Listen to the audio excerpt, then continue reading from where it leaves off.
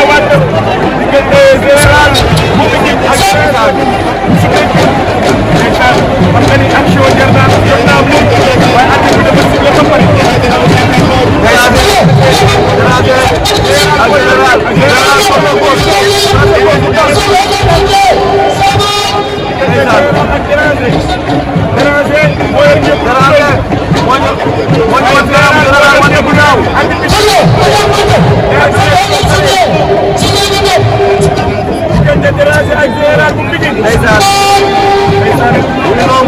le combat attendu par les amateurs de la lutte.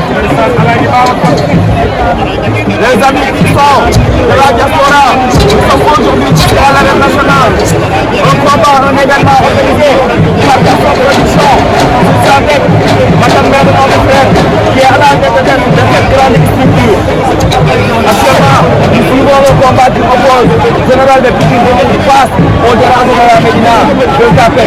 Aujourd'hui, n'oubliez pas que le grand combat sera opposé à l'UCG face au général de Malika. Il y a d'autres combats, nous avons utilisé un grand événement. Nous vous remercions. Merci Babacar. Diaspora bi ci lañu bokk. waaye ba tey ñaari xale yaa ci biir géew bi. waaye tey lu ci mën a dégg. rempli le contrat.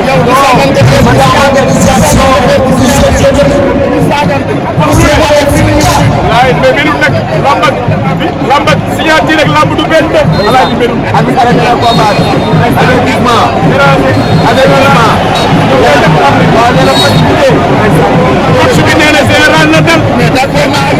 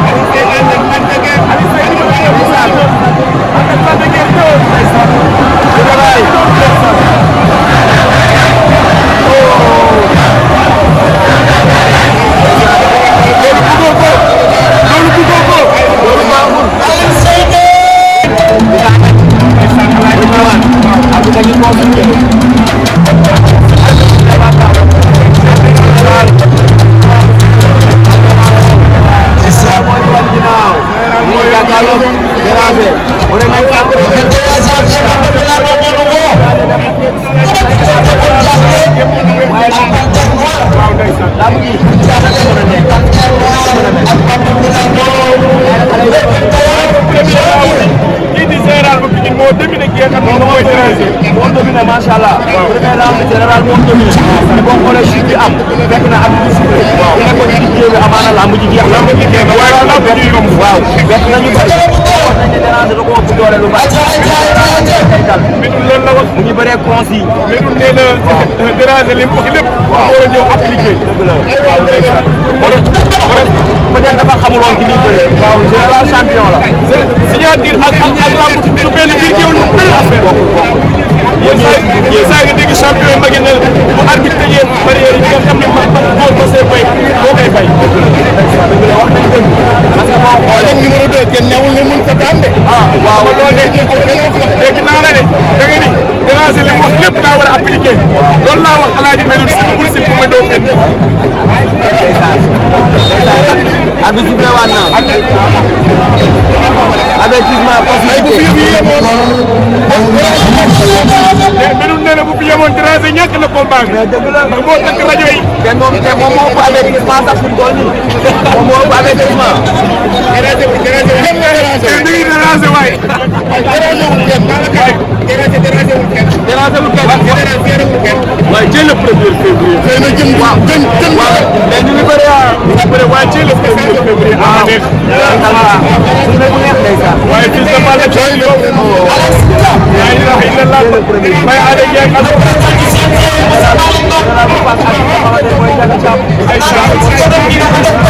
waaye tuuti si ñoom tay seen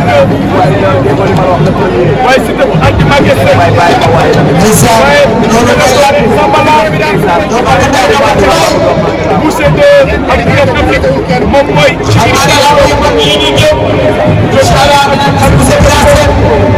ay waay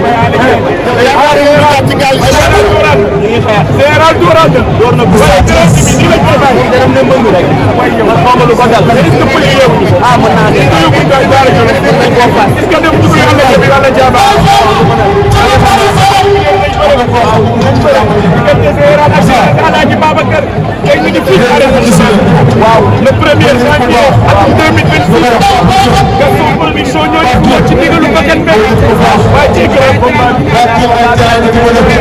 général bu Malika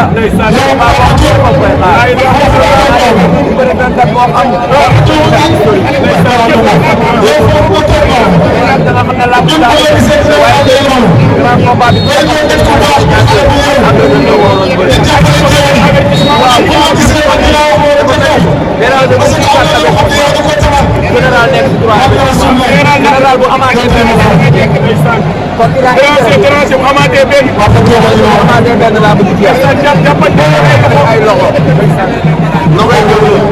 am wasaare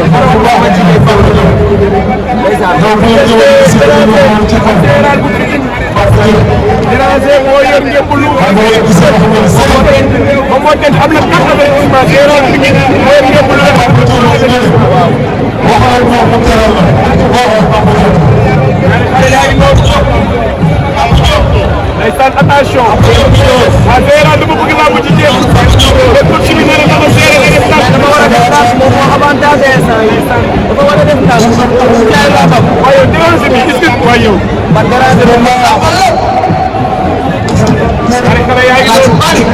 Général teel Général teel la bu daan foofu tamit lecture moo koy gagné dëgg la expérience ndeysaan ay jël na adversaire bi wala bëri nekk di ko déglu nee na xaaral defal naa bi ndeysaan tax lu ci wala ñàkkul doole déedéet jango nee na ma defal dara ndeysaan dama ko doon wax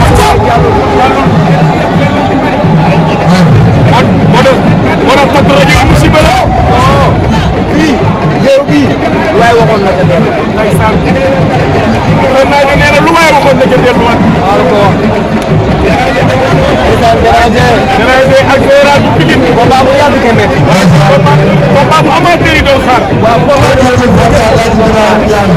combat bi mënu doon yomb ndeysaan ñu la mënoon def